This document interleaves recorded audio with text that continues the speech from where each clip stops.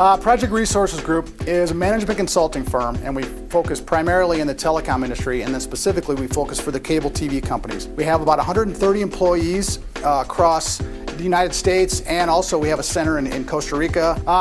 Basically late 2010, the company was moving along, we were progressing. We had just opened up our office in Costa Rica, and we had a lot of moving parts across all lines of business of our company.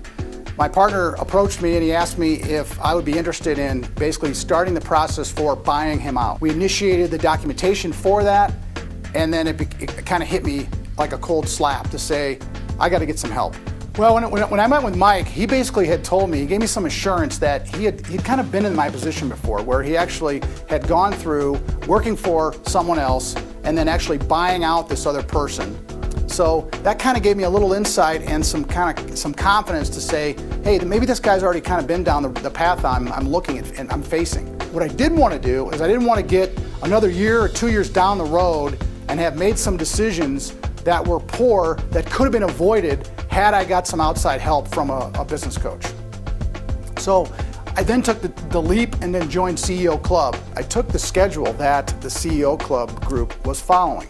And I basically would put a piece of paper on the wall with all the elements of the CEO Club trademark framework and started checking those off as we would go through each month of a different element. We would study an element each month, and then I'd basically take that back, look at and doing a self-assessment of our company and say, where are we as it relates to where we should be? And then I also would take the opportunity during the CEO coaching sessions to touch base on some finer elements, a sharper point on things that we could do based on what we should be doing as a company.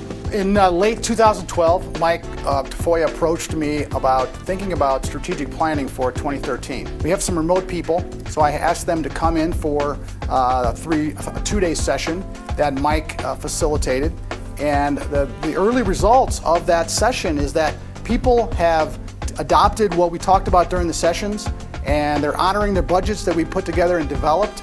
They're honoring the task list that we created for all of our lines of business for each of these individuals, and they've pushed that out further into their teams that we're now tracking and measuring as we go through the first quarter of 2013.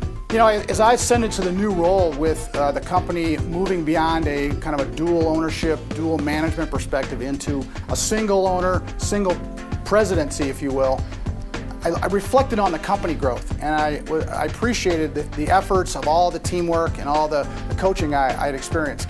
But I also took another reflection back to say I personally was growing. I was gaining confidence in my communications with my management team.